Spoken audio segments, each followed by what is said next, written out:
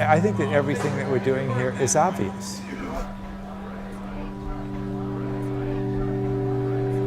It's like Einstein said, it was easy to discover the theory of relativity. All I had to do was ignore a few basic axioms.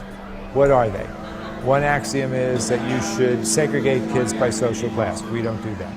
You should segregate those who are trained to use their heads from those who are trained to use their hands. You should segregate those who are going to college from those not going to college. You should segregate the school from community, like the old citadels from the 1200s. Those are really old notions, you know? And so we just basically ignore all those things. And that's why when people say, oh, well, I don't know if we could do this, and well, it's a question of will.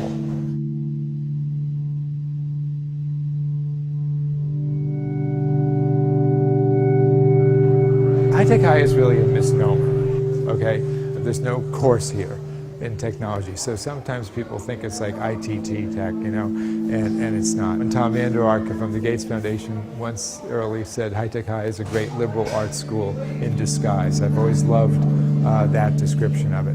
No, the purpose of technology is that they're tools, and the carpentry teacher in me feels that tools are sacred, and camera is a tool, just like a hammer is a tool, or a vice grip or anything else, and they're really great things to know how to use, because when you know how to use them, you can make things and do things and demonstrate to people. If you want it wider, you divide X by, so like 10.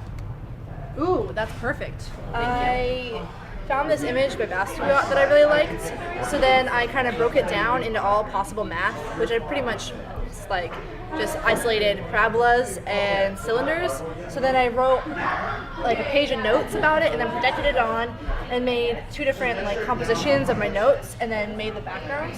So I'm trying to emulate Basquiat, but also incorporating a bunch of math.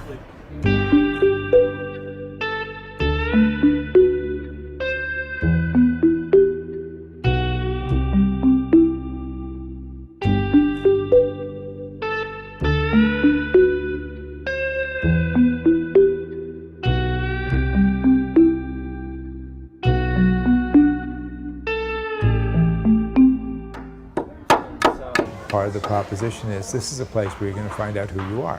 And art, of course, is a really great way to do that. So if you think about the history of the United States over the last 100 years, every time the country gets in trouble, there's an investment in science, technology, engineering, and math. It happened in the 1880s, it happened in 1917, it happened in the 30s, it happened with Sputnik, it happened with GI Bill, and it's going to happen again right now because of the circumstance we're in. The downside to that is that there's an emphasis on science, technology, engineering, and math to the detriment of the arts. For us, we just say, oh, science, technology, engineering, and math, fine. That's what everyone wants to focus on. We'll give it to you. But we're going to load it up with art and design and conceptual work that kids do, because actually engineering and art are integral. Like standing on it. Yeah, it'll work once we have our turning group.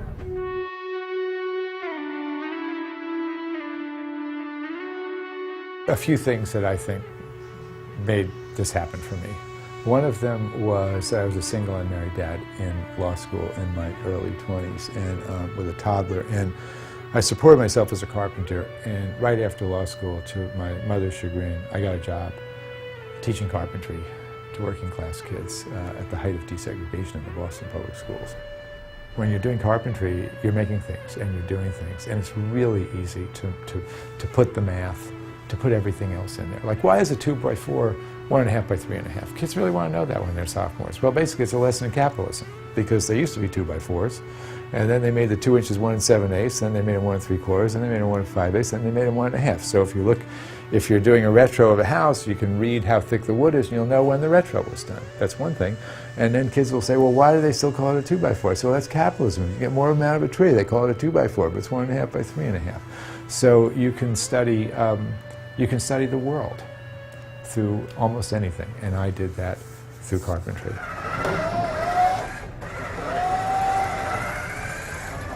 It takes about 6 weeks to build the robot. We don't just build the robot, we also compete as far as competition goes. Everything that we do, we put it all into a document, and we stand in front of the judges and say, look at us, this is what we do, this is, these are our achievements, and we kind of try and say, we're the best, and we want you to recognize that. We've had a 1,000% increase in girls this year, which was really cool. It's a really enjoyable thing, and it's great because it involves us in the community as well.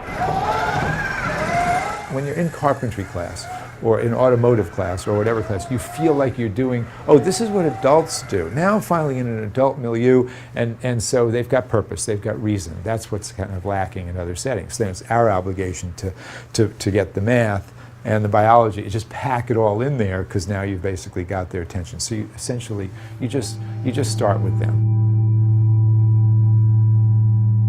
For me, construction, when I was doing inner city work, was really about urban planning high school, where kids are not specifically trying to become carpenters, but rather looking at the vast unmet needs within their own community, just like urban planners or community activists would, looking at the underutilized resources in their own community, and then using the school and the carpentry class, for example, as a fulcrum, where we're marshaling underutilized resources to meet unmet needs. So no, it's a social change agenda that you really get from doing this type of work. It's not about narrow skill training for specific occupations. It's not asking a 15-year-old to mispredict what they're going to be doing as an adult, because they don't know. 100 years ago, maybe they did. If someone had told me when I was 15 that I would be spending my adult life in high schools, I would have ended it right there.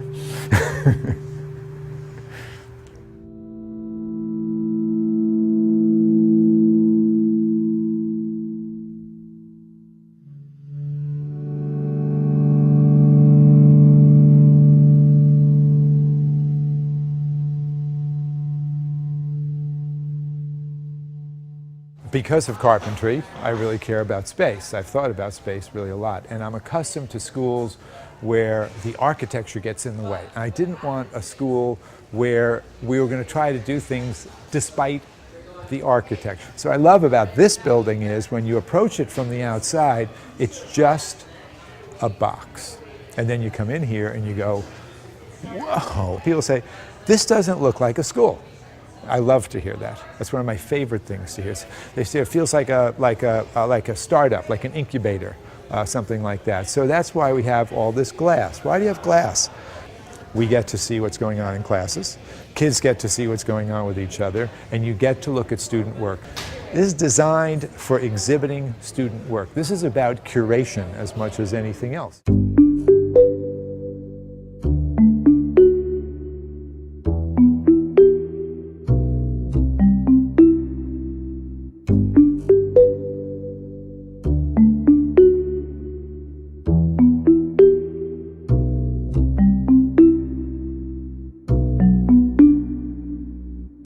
So having kids present their work regularly gives us a benefit. And the benefit is that we all look at the work that the students did and say, oh, that was really good work. That wasn't so good. Not looking backward, but looking forward. Next time, my work's going to be more like this work and less like that work. So we needed a space that sort of lent its way to do that. So we have 40,000 square feet. Typically, you'd have 400 kids. We have 538 kids in this building, and it doesn't feel frenetic. It doesn't feel hectic, right? And people said, oh, you can't have all this glass because the kids are going to be at the glass and fooling around. There's none of that. And actually, instead of being in this little egg crate where kids can't wait to get out because they want to go see somebody else, they see people coming by, and it's not a big deal. And also, we don't have adults' bathrooms and kids' bathrooms. That's not a small thing, that's a big thing. We just have bathrooms. So if you treat kids with respect, if you treat them like adults, if you enter them into the adult world, they will behave like adults. As Voltaire said, suspicion invites treachery. So it's basically founded on respect.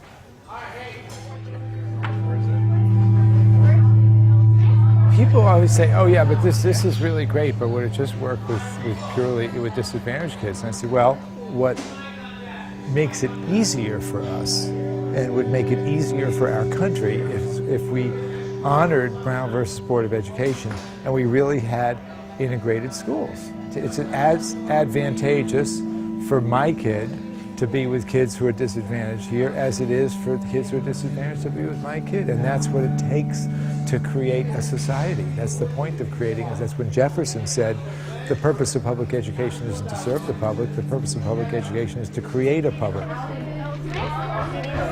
But it would be disadvantageous because it's more difficult when you've got kids who all go home and no one at the table went to college. So here we get the peer effect. We've reversed the peer effect. I got an example of that. I've got a dad who is a custodian at San Diego State who called me up, and his son got a full scholarship to a very elite private college and is just graduating. And he called me up weeping a little bit and said, "Remember what you told me when my son first came here 8 years ago?" And I said, "What was that?" He said, "You told me that he was going to be going to college. And I asked you what I needed to do.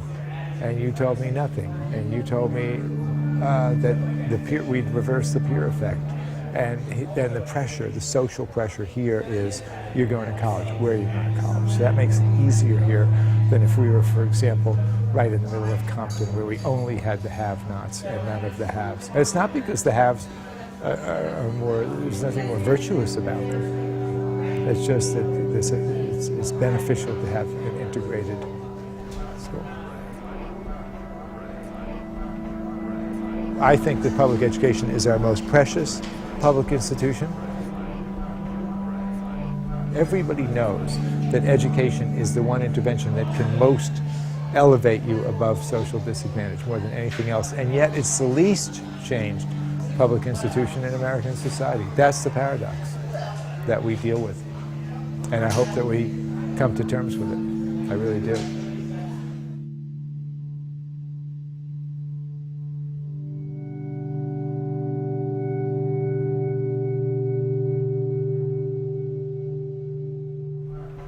We need to be evocative. We need to be midwives with teachers and find out how they learned in high schools, what were their most memorable learning experiences, draw that out of them, ask them to write it down on a piece of paper. It was a project, it had a mentor, it involved community, there was risk of failure, there was recognition of success, there was a public exhibition. Well, this didn't come from the central office, this didn't come from the state legislature. We just asked you how you learned best, and you are describing precisely what we think would be a really good idea. How, respectfully, I would like to ask you, does this comport with the way that you teach? What's stopping you from doing this? Come from within and go out. And also ask teachers and work with teachers as I have in traditional schools. So what do you love to do outside of school? Oh, that's what you love to do? Bring it in, integrate it. Integrate it. As Hegel said, you could argue from any X to any other X in the universe. We can connect what you really love to do with the subject you need to teach, then you'll be more passionate. I mean, it comes to a definition of rigor. I think one misapprehension of rigor is that it's more content. A more nuanced misapprehension of rigor is that it's increasingly complex content. I would argue that rigor is being in the company of a passionate adult who is rigorously pursuing inquiry in the area of their subject matter and is inviting students along as peers in that adult discourse. That's rigor. That's why I say to teachers, you want to know how we know whether you're a good teacher or not? The sophistication of your kids' work. If your kids are producing work that's worth doing and that has lasting value and learning that's worth learning, you're a good teacher.